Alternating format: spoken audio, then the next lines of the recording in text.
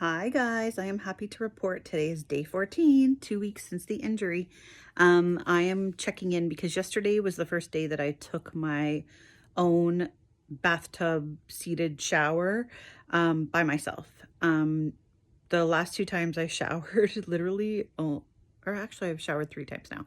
I made sure that someone was here just in case I had issues or needed help adjusting the nozzle or whatever. So now that I have the seat bench perfect, the shower head positioned perfectly to hit me here and fall down. The shower curtain, my partner MacGyvered. So he took off the sliding glass doors, the super old school 70s glass doors in this apartment. And he like taped, it's hard to explain, but taped a shower curtain halfway up, half of the bar, which I saw on YouTube on an occupational therapist video, which was super helpful.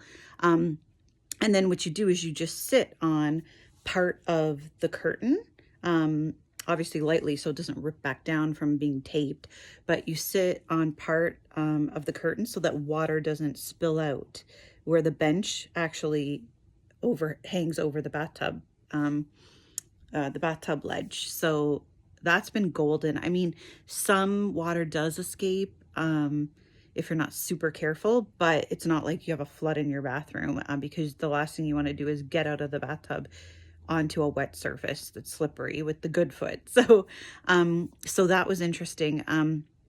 I bought like a pet because I was desperate. I don't have a handheld nozzle, so I bought on Amazon like a pet washer, but unfortunately I didn't realize that it works with gravity. So when you attach it to the bathtub, the bottom bathtub tap, and you try to go like this, it brings all the water back down to the nozzle, and the little head that you attach to the bathroom faucet on the bottom starts to like expand with all the water and almost explode like a balloon. So that was not a great idea. So basically I'm just using the shower head to just hit me exactly where it needs to. I might even bring in like a Tupperware container or something to kind of spill more water on my hair if I need to, or on the further part of my body to get soap off next. But so far that seems to be working good. It feels so good to be able to independently take a seated shower. So yesterday I made sure I messaged a friend and said, listen, I'm going in to take, a seated shower. No one's here. It's my first independent. So if I don't message you back in an hour, just so you know, something probably happened. And I hate to be negative, but I think it's very important to let people know that you are going to take a bath or a shower, because and also to have a neighbor in the building who has cat sits for me and I cat sit for him, so he has a key to my place. So if anything were to happen, he can always get in here if it's an emergency. But I think I'm going to leave a set of keys also with one of the friends that I message when I'm about to take my bath shower, because I want to start taking one, if possible, every day, obviously, like a normal human being. But depending also on my energy level, because for instance, today I had so little energy. My leg felt so heavy, the casted leg, that I had a really hard time even just getting up in the morning to get to the bathroom.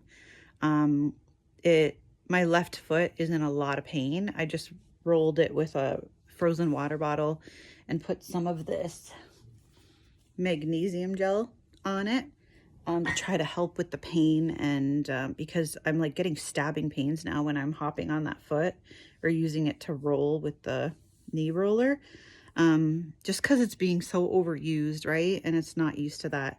The hands, this part of my palm is still hurting a lot. I didn't put on the magnesium cream yesterday. I really do think that's helping. And just massaging my hands with cream a couple times a day, because it's weird. These handles, I mean, you're not really leaning on them, but they still wreak havoc, especially because you're constantly lifting.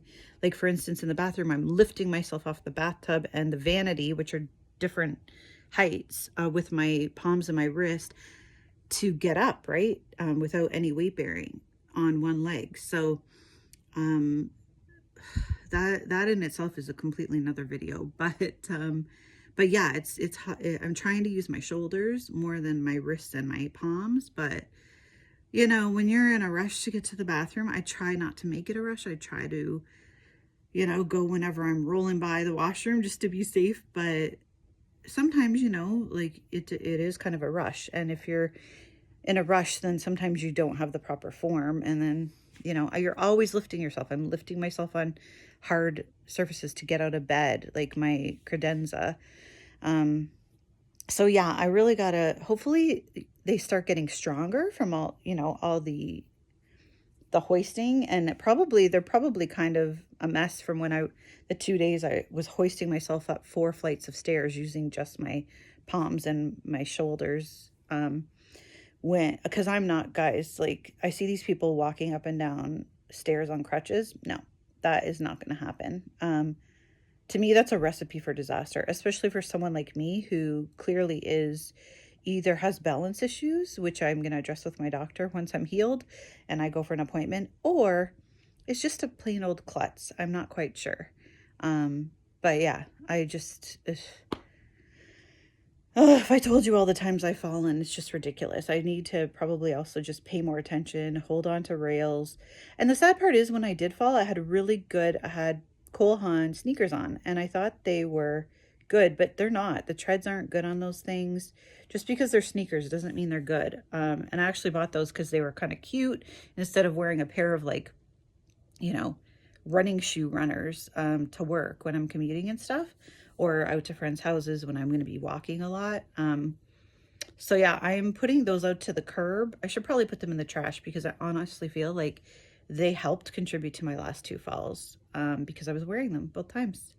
Okay, so this is getting very long, but I just wanted to mention that about the bathtub with the shower curtain, golden, making sure that the nozzle's directed completely on you when someone is there so that you can kind of like troubleshoot. And then making sure all your shampoo, your bottles, your face cloth, it's all there at arm's reach, or shower puff, whatever you use. And then the other thing is the foot that you can't get wet, because I wrap one garbage or recycling bag around it and tuck it in to the cast, and then the other one I just secure and tie in a knot over the cast. And then lastly, I take a towel, which I saw this on YouTube as well. A young man had done it when he had to shower with his cast outside hanging over the bathtub. So what I do is I put a towel over the top of the garbage bags and the top of the cast over my knee. So if any water does tend to, you know, how water can just travel. If any water does get there, then at least the towel absorbs it first before it goes into my cast. And what was the last thing? Oh, also now I am propping up my leg. So I'm taking backing my knee scooter. Oh, this is golden. Backing my knee scooter into the bathroom so I don't have to hop on that hard floor into the bathroom. And then it's making it easier to lower myself onto the toilet.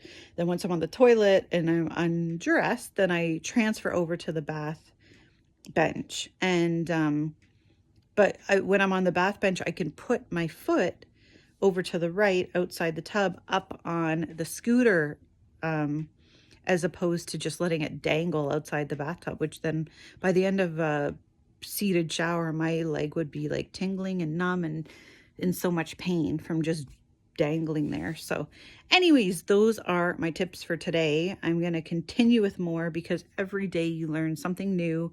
Like, honestly, it's so important for me to share these tips because I wish I found a channel that had all these tips on day one. So I could be like, you know what? I got this. There's ways around that. I can do this. I'm really hoping this is helping you guys. Okay.